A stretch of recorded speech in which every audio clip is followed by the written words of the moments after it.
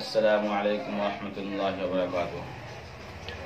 معزز سامعین کرام، ناظرین کرام، پچھلے جمعہ کو میں کہہ رہا تھا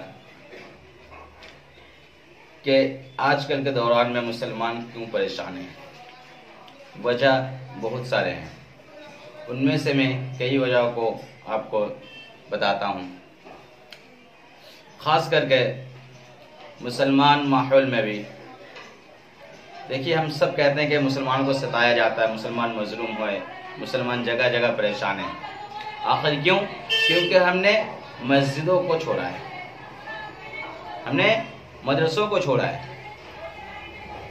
جہاں پہ جس چیز کی ضرورت تھی ہم لوگوں نے اس کو وہاں پہ نہیں لگایا۔ اہل علم کی قدر نہیں کرتے ہیں، خاص کر کے میکسیمم جگہوں میں بھی اماموں کی قدر نہیں کرتے ہیں، علماءوں کی قدر نہیں کرتے ہیں۔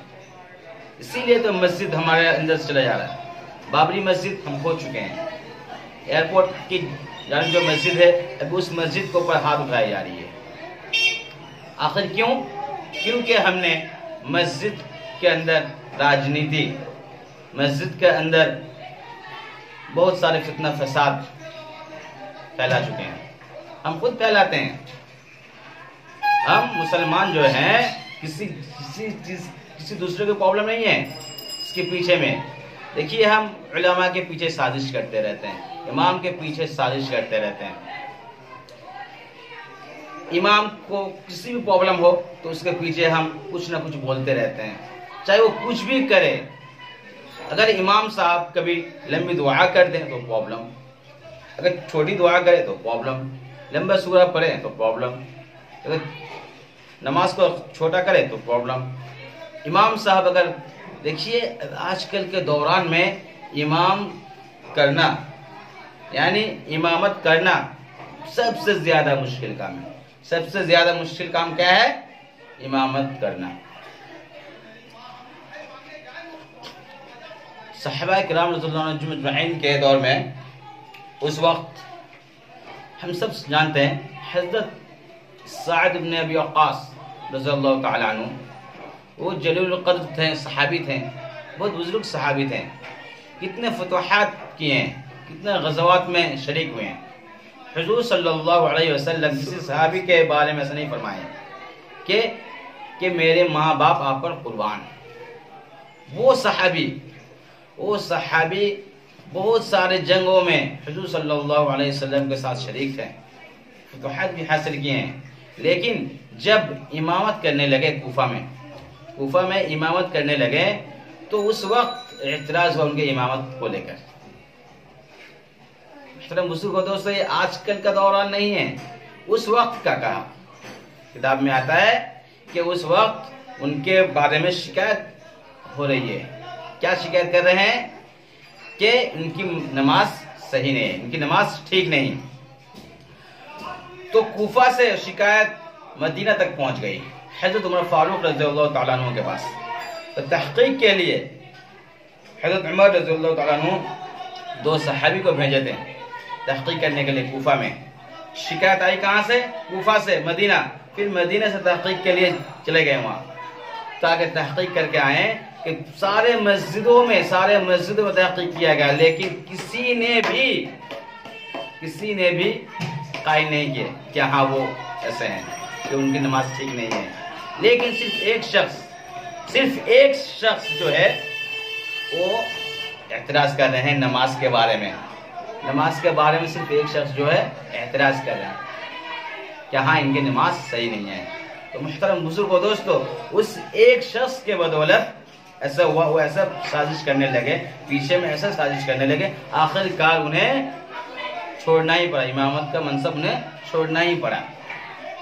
تو اس وقت حضرت ابی وقاص رضی اللہ تعالیٰ عنہ بددعا فرمایا تھا کہ اگر اے تیرا بندہ اگر نام و نمود کے لیے اٹھا ہے تو اس کے عمر میں برکت دے، اس کو عمر میں برکت دے، یعنی لمبا کر دے، اور اس کو فقیری میں ڈال دے، اور اس کو فتنہ میں ڈال دو۔ کیا کریں؟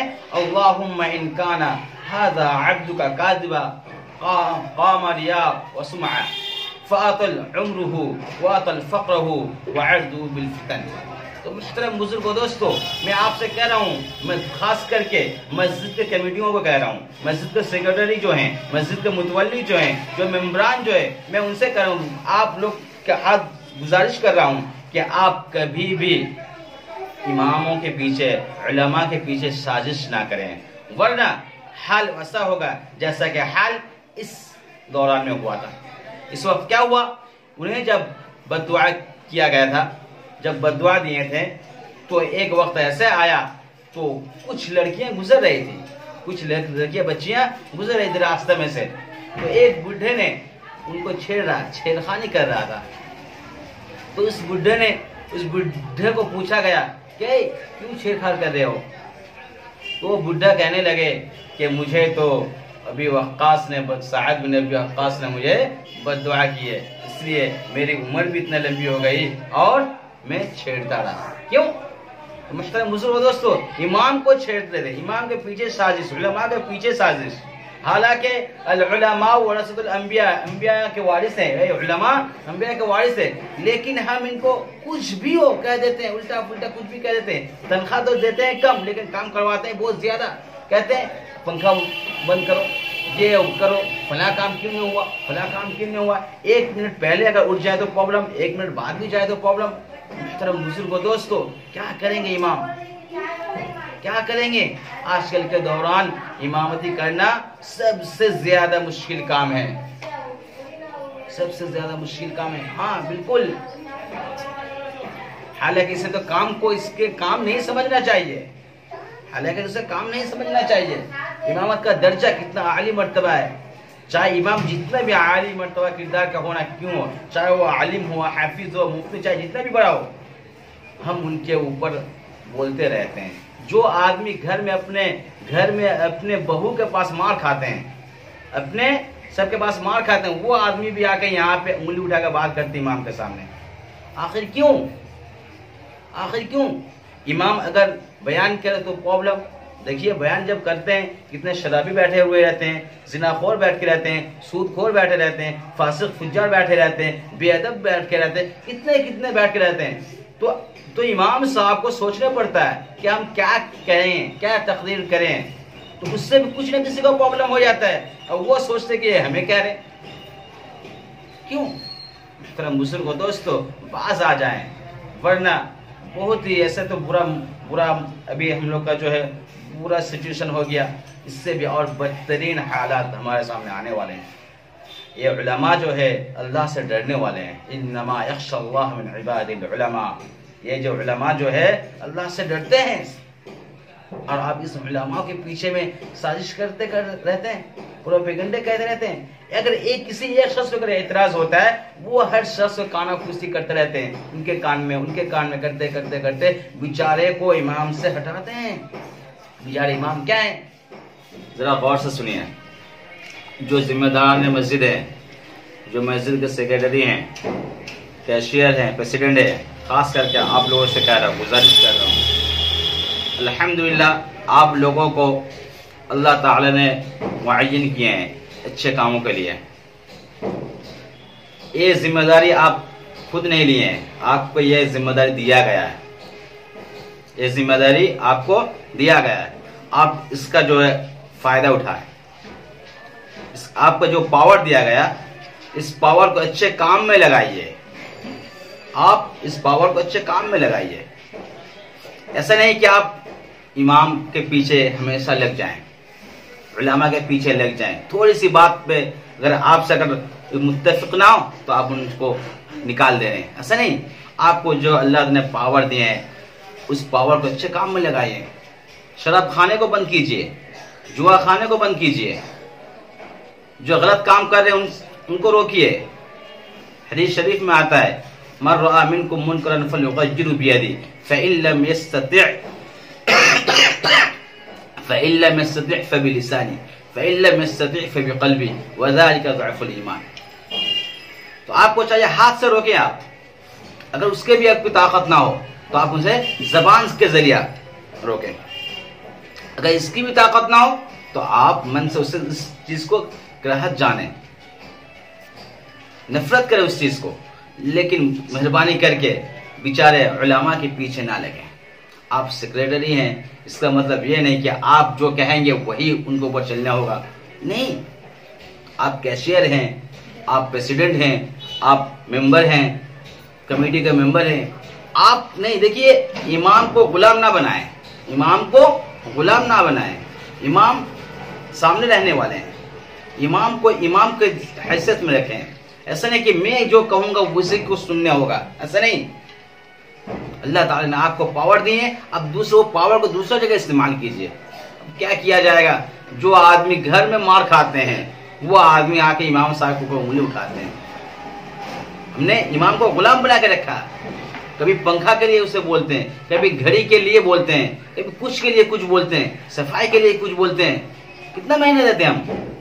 2500, 3000, 4000, 6000, ज्यादा से ज्यादा 8000, 10000, फिर भी नहीं। देखिए क्या कहेंगे, आजकल के दौरान में इमाम का कुछ भी करे वो गलती है। अगर अच्छा ड्रेस पहने फिर भी प्रॉब्लम, जरूर कुछ घपला किए हैं। हाँ, अगर अच्छा पहने प्रॉब्लम, अगर अच्छा ना पहने फिर भी प्रॉब्लम। अगर कोई दावत दे, अगर गए तो उसमें भी सुनने में मिलता है, अगर ना जाए उसमें भी प्रॉब्लम। तो मुहतरम बुजुर्गों, दोस्तों, क्या हो गया आज हमारे दौरान? जरूर बाज आ जाएं इससे। अगर आज हम लोग इस इमाम के खिलाफ, उलमा के खिलाफ अगर हम लोग रह जाएंगे तो अल्लाह ताला हमें बर्बाद कर देंगे। सोचिए, हम किसके खिलाफ जा रहे हैं, किसके खिलाफ हम आवाज उठा रहे हैं? जो वरासत है अंबिया, अल उलमा वरासतुल अंबिया। मुहतरम बुजुर्गों, दोस्तों, ऐसा नहीं करना चाहिए। और एक चीज ज़हन नशी कर देना चाहता हूँ, आप हजरात बहुत सारे ऐसे हैं, बहुत सारे, कि वो सोचते हैं कि ये जो वजीफा मिलती है सरकार की तरफ से, नहीं, सरकार की तरफ से नहीं है, वक्फ बोर्ड की तरफ से है। और वो जो चीज जो है वो मस्जिद को नहीं मिलती है, वो मिलती है इमाम को। बहुत सारे जगह ऐसे हैं कि इमाम को तनख्वाह दिया जाता है तो वहां से मिलता है, इसलिए वो ये भी काट देते हैं। नहीं, वो हक है इमाम का।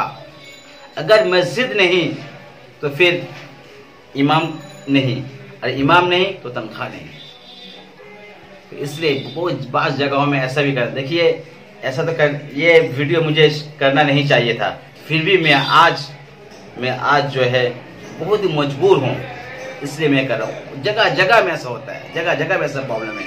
आखिर क्यों? मुसलमान का दुश्मन खुद मुसलमान हो चुके हैं हमें किसी दूसरों ने नहीं फेंका है प्रॉब्लम में, हम खुद इसमें उलझे हुए हैं। इससे निकलना है। हसद, बुग़्ज़, कीना, अदावत, इस चीज से हमें निकलना है। इस दिल को अगर साफ रखेंगे तो अल्लाह ताला हमें यहाँ भी कामयाब देंगे और आखिरत में भी कामयाब देंगे। अल्लाह ताला हमें और आपको दीन की सही समझ अता करे और उलमा के संग में मिलजुल कर मोहब्बत शफ़क़त के साथ रहने की तौफ़ीक़ अता फरमाए। आमीन। सबके साथ अच्छा सलूक करें। अखलाक बड़ी चीज़ है। अखलाक के ऊपर कुछ नहीं है। आप सब जानते हैं कि ज्यादा जन्नत में जाएंगे कौन? अखलाक वाले। इसलिए हमें चाहिए अखलाक को सुधारें, अपने अखलाक को सुधारें। ये वीडियो किसी को तकलीफ़ देने के लिए नहीं है। अल्हम्दुलिल्लाह बहुत मस्जिदें हैं कि बहुत शान से कमेटी लोग चला रहे हैं, लेकिन अक्सर मस्जिदों का यह हाल है। मस्जिद इस तरह के और अच्छे वीडियो और इस्लामिक वीडियो पाने के लिए हमारे इस चैनल को सब्सक्राइब करें और हमारे साथ जुड़े रहें।